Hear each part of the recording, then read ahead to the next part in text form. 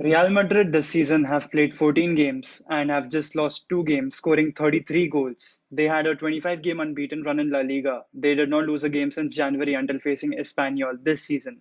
In my opinion, they are the best team in Spain right now. So, welcome to the Football Parliament podcast, your one stop destination for all your football debates, discussions, and opinions.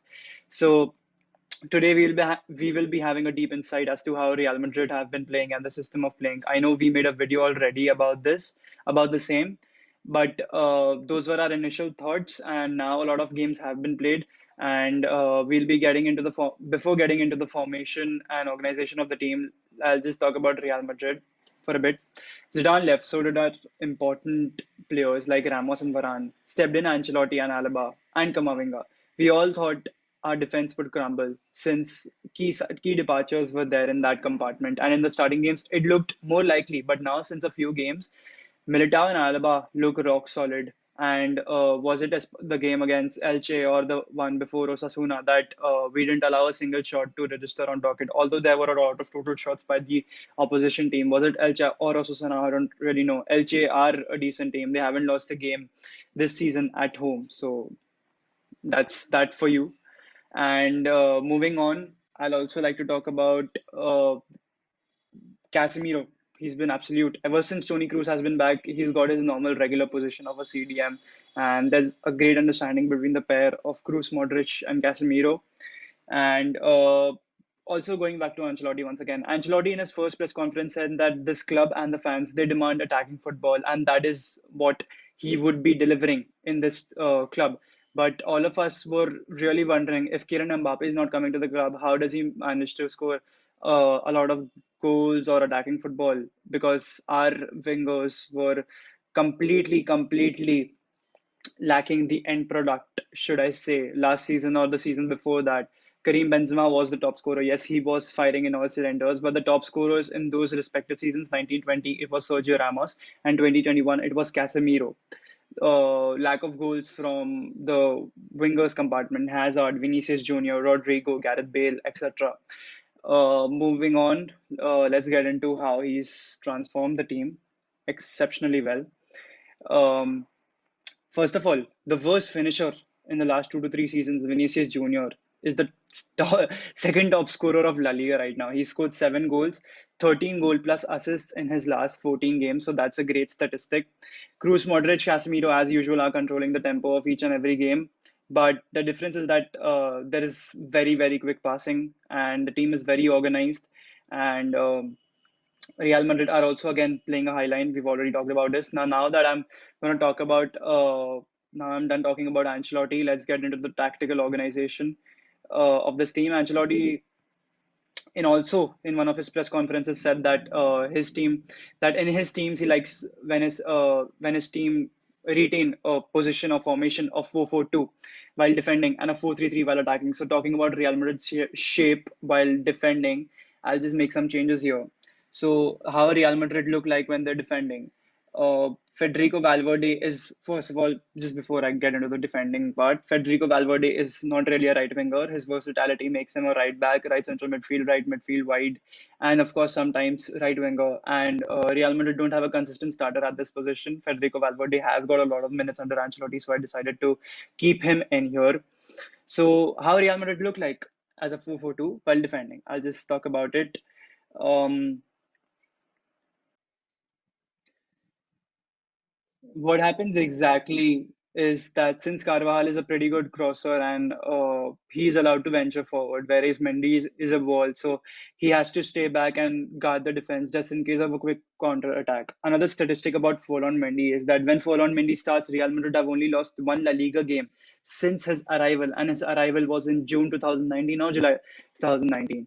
Casemiro acts like a last line of defense multiple times, and he stays pretty close to the back to Cruz is a deep line playmaker too, so he acts like another presence in Madrid's defensive third.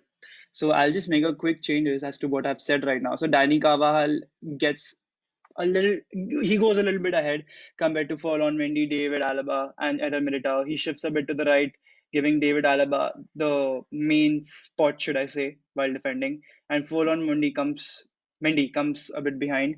Casemiro also coming in close while needed, and Toni Kroos also acts like another body here. So that's how Real Madrid look like when they're defending. Luka Modric, I know he's a technical box-to-box midfielder, but right now he's 35 or 36. So what Ancelotti has exactly told him that he doesn't need to run all the time in the entire game. So he has been allowed to just be one of those roles in coming up in the forward. Federico Valverde's pace also allows him to come back and forth once again. He's also a box-to-box midfielder. So since he's really very fast, he can go up and down the pitch whenever he wants. Now talking about Modric again. Modric, however, he drops deep only when in tight positions. Milita has the same role what Varane had as a like reserved in his approach kind of a defender. He won't progress ahead, whereas Alaba is pretty quick and is allowed to do that. Like just how Sergio Ramos had it, like whenever in tight spots, he would often go ahead up, join the attack. David Alaba does the same. He's a ball playing centre back, should you say, or a ball progressive centre back, whereas Eddie Militao is more reserved in his approach. Uh, Also, you're talking about, I've spoken about Federico Valverde and how he comes back to, he's versatile. He can play at a lot of spots in the center and in the right. Now,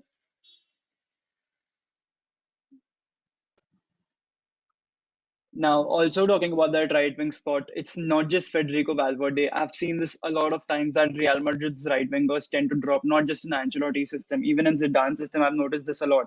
That Real Madrid's right winger, be it Gareth Bale, be it Rodrigo, be it Federico Valverde, comparing to the left hand side of Real Madrid, comparing to this side of Real Madrid, whether it's Vinicius, Hazard, Asensio, whatever, these guys tend to not drop deep so much, whereas the right wingers they tend to drop a lot.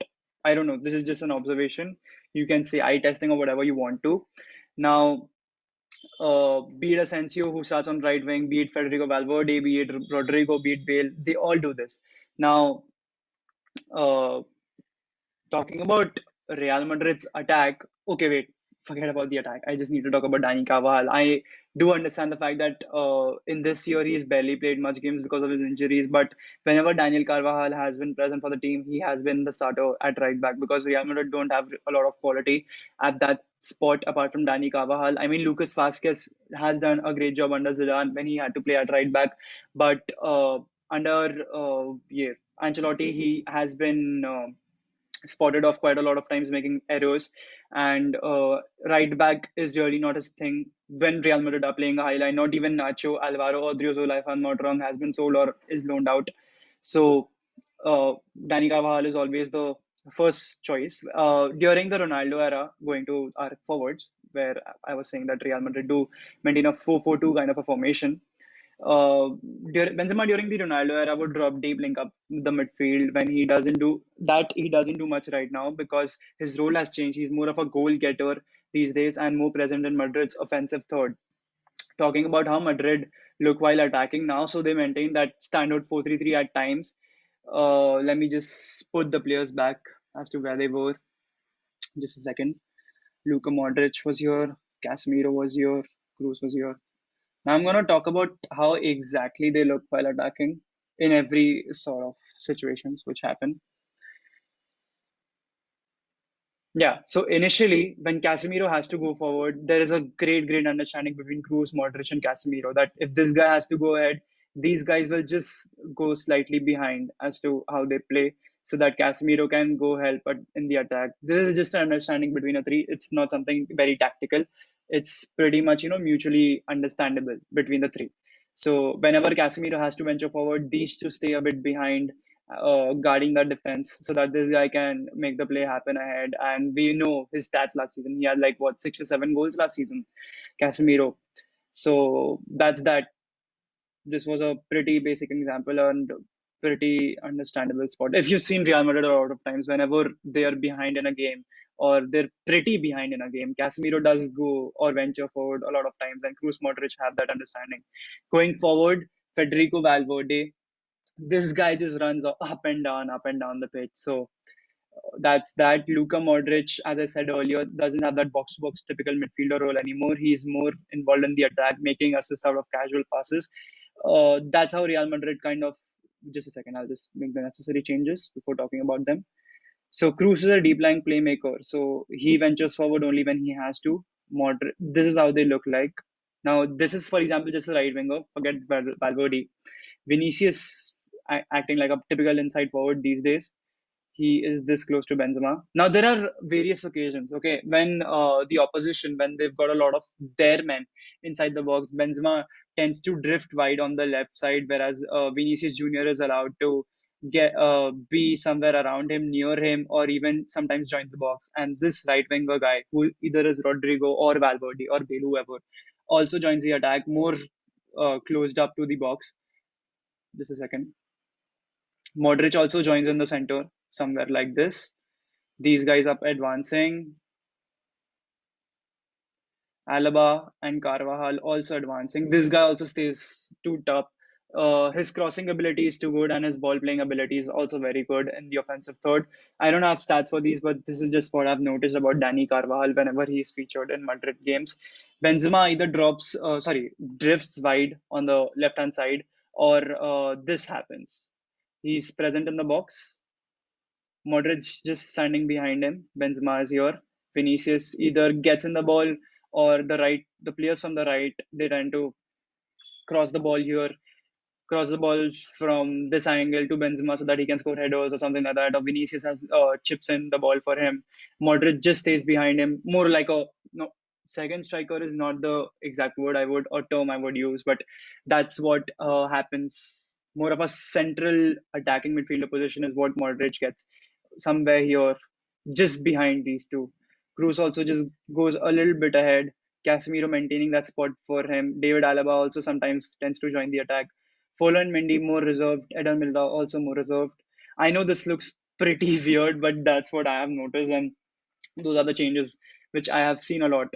Alaba, just like Ramos, tends to go ahead and join the attack, and Mendy, unlike Marcelo, covers up for him and stays behind. There is a great understanding between the pair on Madrid's left hand side of defense. Already, Militao also stays reserved in his approach. Like I said, like Varane, once again, Carvajal has a similar role of a great crosser or a great passer. This was also under Zidane.